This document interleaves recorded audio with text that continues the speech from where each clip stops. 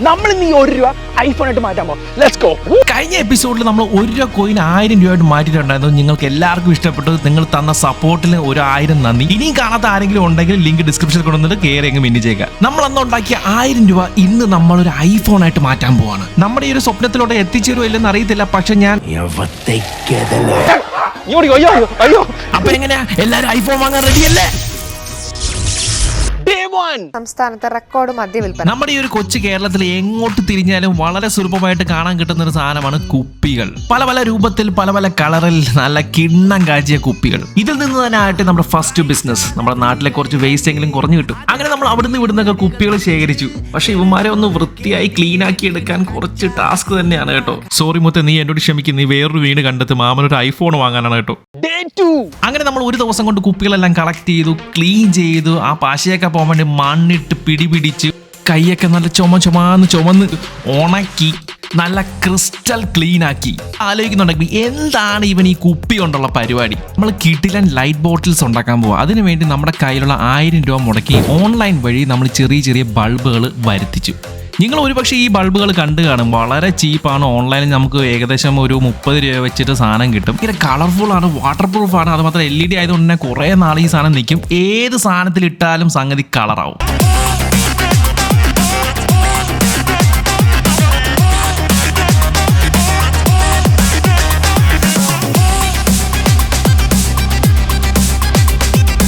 But wait, അടുത്ത task ഇതെല്ലാം വിറ്റ് തീർക്കണം.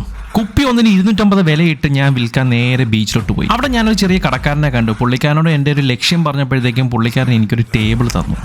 നമ്മുടെ മനസ്സിലൊരു ലക്ഷ്യമുണ്ടെങ്കിൽ ആ ലക്ഷ്യത്തിലൂടെ എത്തിച്ചേരാൻ വേണ്ടി എല്ലാ വാതിലുകളും തുറയും. ചെറിയ തോതിൽ ചമ്മലൊക്കെ ഉണ്ട്. പക്ഷെ എന്നാലും ഞാൻ കുപ്പികളെല്ലാം നിരത്തി വെച്ചിട്ട് ഞാൻ അങ്ങ് ഓൺ ചെയ്തു.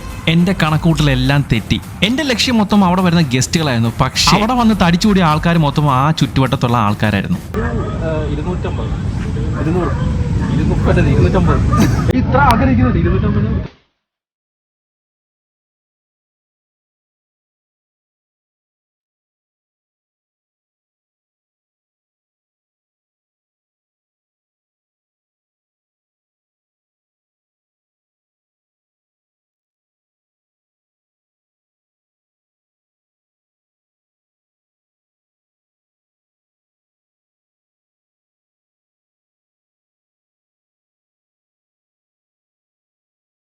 രണ്ട് ദിവസം മരണപ്പണി എടുത്തുകൊണ്ടാണെന്ന് തോന്നുന്നു. സംഗതി ചുട്ടപ്പം പോലെ വിറ്റുപോയി. ₹5000 കയ്യിൽ. പക്ഷെ നമ്മൾ ഈ ബിസിനസ് ഇവിടെ കൊണ്ട് നിർത്തുക. കാരണം എനിക്ക് ബോറടിച്ച്. കാണിച്ചു ഞാൻ ഒരു ഇൻട്രസ്റ്റിംഗ് കഥ പറഞ്ഞു. അത്ര പെട്ടെന്ന് അങ്ങ് വിറ്റ് പോകാൻ പാടില്ല. That was too easy. Even though അതിനകത്ത് ഭയങ്കര ഹാർഡ് വർക്ക് ഉണ്ടെങ്കിലും that was too easy guys. മച്ചന്മാരെ, നമ്മൾ വീട്ടിലോട്ട് പോകുമ്പോൾ നിങ്ങൾക്ക് DJ ഇഷ്ടമാണോ? പഠിക്കാൻ താല്പര്യമുണ്ടോ? ഒരു കിഡിലൻ അക്കാഡമി ഞാൻ പരിചയപ്പെടുത്തി തരാം. DQ DJ academy by Redix. ഇവരുടെ ഏറ്റവും വലിയ പ്രത്യേകത എന്ന് വെച്ചാൽ ഇവർക്ക് ഹൈലി എക്വിപ്ഡ് ആയിട്ടുള്ള പ്രൊഫഷണൽ DJ കൺസോൾസ് ഉണ്ട്. Plus on stage learning grand with 15 stage shows. പൊളിയല്ലേ?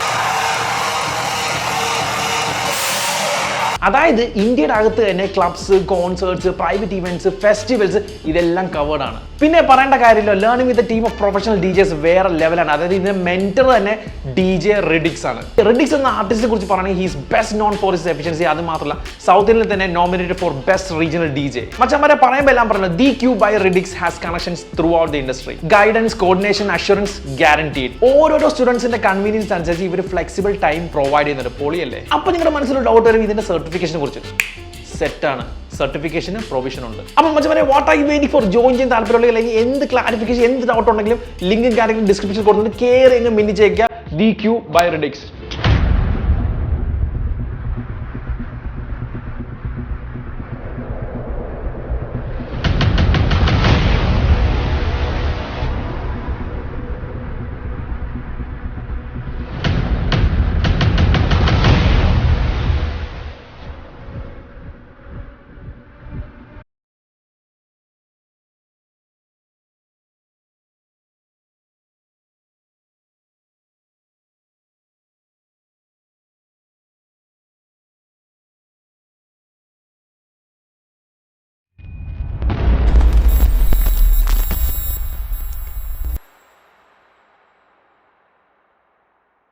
Day 3. അങ്ങനെ സെക്കൻഡ് ബിസിനസ് എന്ത് ചെയ്യണമെന്ന് ആലോചിച്ച് പണ്ടിറങ്ങിയിരിക്കുമ്പോഴാണ് എനിക്കൊരു കിഡിലിന് ഐഡിയ കത്തിയത്. ഇതാണ് എമർജൻസി ബൾബ്. സുഹൃത്തുക്കളെ, ഇത് ജൂൺ ജൂലൈ മാസം നല്ല കോരിത്തെരിച്ച മഴയുള്ള ടൈമാണ്. ആകാശത്ത് മഴക്കാർ കണ്ട ഉടനെ പവർ കട്ട്. നമ്മുടെ കയ്യിലുള്ള കാശ് വെച്ചിട്ട് നമ്മുടെ സുഹൃത്തിന്റെ കടയിൽ നിന്ന് അവരെ എടുത്ത വിലയ്ക്ക്, അതായത് 38 ബൾബ് 2 തവണയായിട്ട് 130 രൂപയ്ക്ക് നമ്മൾ വാങ്ങിച്ചു കൂട്ടി. ഇത് മൊത്തം നമ്മൾ വിറ്റ് തീർക്കുകയാണെങ്കിൽ ഡബിൾ ദ പ്രോഫിറ്റ്. അമ്മേ, ഇതേ ഒരു കിടിലം ബൾബുമായിട്ട് വന്നതാണ്. അല്ല, നല്ല ബൾബ്. ഇത് നമ്മളിത് ഇപ്പം ഭയങ്കര കറണ്ടും പ്രശ്നമൊക്കെ ആയതുകൊണ്ട് നമ്മളിപ്പോൾ ഇൻവെർട്ടർ വാങ്ങിക്കുന്നതിനേക്കാളും നല്ലത് ഈ സാധനം വാങ്ങിക്കുന്നത്. ബിക്കോസ് ഇത് ഇൻവെർട്ടർ വാങ്ങിക്കുന്ന അറിയാലോ, നമുക്കറിയാലോ, നമുക്ക് താങ്ങാൻ പറ്റത്തില്ല. 10-300 രൂപയാണ് ഇതിന്റെ വില. ഞാൻ 250 കൊടുക്കുന്നു.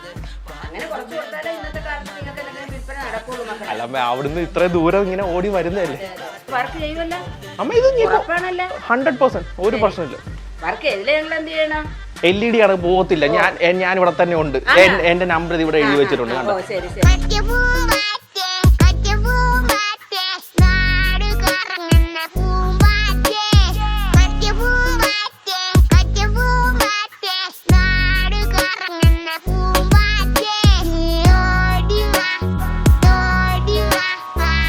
ആരുമില്ല ഗൈസ്. കുറച്ചൊരു ഉൾ സ്ഥലങ്ങളിലോട്ട് പൊക്കോണ്ടിരിക്കുകയാണ്. കണ്ടോ? കാര്യം കഴിഞ്ഞാൽ ഇവിടെയാണ് കുറച്ചുകൂടി എന്താ പറയുക, സെയിൽ കിട്ടാൻ ചാൻസ് ഉള്ളത്.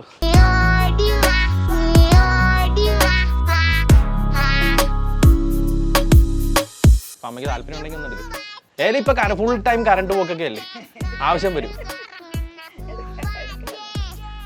ഏറ്റവും വലിയ ചളുപ്പ് എന്താണെന്ന് വെച്ച് കഴിഞ്ഞാൽ നമ്മളിപ്പോൾ ഒരു വീടിൻ്റെ അകത്ത് കയറി കഴിഞ്ഞ് കൊട്ടി വിളിപ്പിച്ച് അവരെ പുറത്തിറക്കി ചേട്ടാ ഒരു സാധനം വിൽക്കാനുണ്ടെന്ന് പറയുമ്പോൾ ആ ഒരു സ്റ്റാർട്ടിങ് ട്രബിൾ അത്രേ ഉള്ളൂ. എൻ്റെ പൂനെ അതിൻ്റെ ഇടയ്ക്ക് പണ്ടാരാ മഴ. അവിടെ ഈ കൊറോണയും കോപ്പും കാരണം നാട്ടിൽ മൊത്തം ആൾക്കാർക്ക് പണിയില്ല. അതിൻ്റെ ഇടയ്ക്ക് ഈ മഴയും കൂട്ടിയിട്ടിരിക്കുകയാണ്. ഇൻവെർട്ടർ വാങ്ങിക്കുന്ന ചേട്ടാ ഒന്ന് ഉപയോഗിച്ച് നോക്ക്.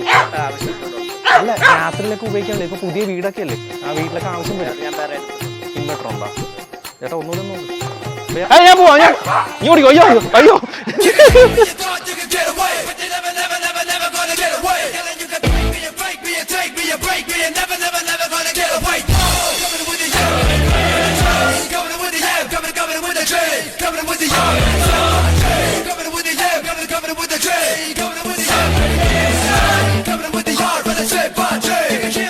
എമർജൻസി ആയിട്ട് നല്ല ഈ സാധനം തന്നെ. നമ്മൾ ബാത്റൂമിലൊക്കെ പോകണമെങ്കിലും നല്ല 250 രൂപ ഉള്ളൂ. ഓക്കെ അമ്മ, താങ്ക് യു. ശരി. ഇതിൻ്റെ ഇടയ്ക്ക് കാശ് ഉണ്ടാക്കാൻ വേണ്ടി പല പല ബിസിനസ് ഞാൻ ട്രൈ ചെയ്തത്. ട്രാൻസ്ക്രൈബിങ്, നമുക്ക് ഓൺലൈനിൽ സാധനങ്ങൾ ട്രാൻസ്ഫർ ചെയ്യും. പിന്നെ വെബ്സൈറ്റ് ഇത്. പക്ഷേ ഇതിലൊക്കെ എന്ന് വെച്ചാൽ നമുക്ക് കമ്പ്യൂട്ടർ വേണം, എല്ലാവർക്കും ഒന്നും ചെയ്യാൻ പറ്റത്തില്ല. പിന്നെ മണിക്കൂറോളം ചെയ്യണം. പൈസ ഉണ്ടാക്കാൻ വേണ്ടി ഒരു പ്രാന്തനെ പോലെ എല്ലാ മേഖലയും ചെയ്തത്. ചിലതൊക്കെ ഭയങ്കര ഹാർഡ് വർക്കിംഗ് ആണ്, ചിലതൊക്കെ ഒരുപാട് സമയം എടുക്കും. ഇപ്പോൾ അടുത്തൊരു കിടിലം പണിയുണ്ട്.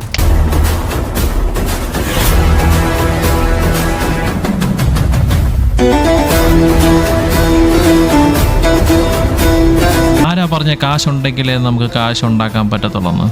നോ. ശരീരം കുറച്ച് നലച്ചടിക്ക് അനങ്ങിയാലും നല്ല കാശ് ഉണ്ടാക്കാൻ പറ്റും. അങ്ങനെ ഞാൻ വാർക്കപ്പണിക്ക് കയറി. Day 4. அதை கண் பார்க்கும் சேர்ந்து மனதுடையும் இத்தகர்வாமைக்கும் ஆண்டவனுக்கே அந்த நீ ஒற்றுமையால் வியக்கணுமே. அந்தம் நம் நண்பர் உறவை மனதில் என்றும் வைக்கணும். முதியவன் சிறியவன் ஒப்பிடாமல் இருவரும் பலத்தையும் சேர்க்கணுமே. போலி தன்மை உலகத்தை மாறாது, இங்கு சேராது. നേർമൈ താൻ என்றைக்கும் നീളത്തിടുമേ. ഈ വെയിലത്തും മഴയത്തും പണിയെടുക്കുന്നവരെ സമ്മതിക്കണം കേട്ടോ. എല്ലും മുറുകെ പണിയെടുക്കുന്ന ഞാൻ കേട്ടിട്ടേ ഉള്ളൂ, പക്ഷേ ഇന്ന് ഞാൻ അനുഭവിച്ചു.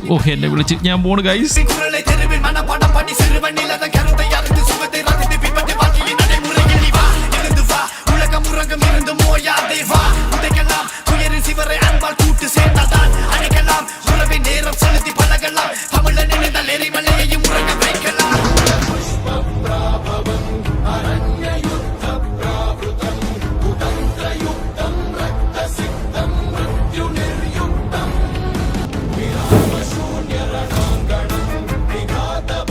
పురస్కృతం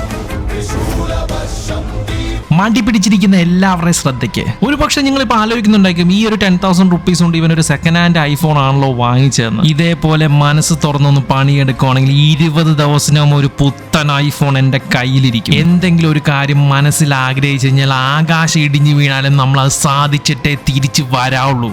ഇല്ലെങ്കിൽ ആഗ്രഹിക്കാൻ പോകരുത്.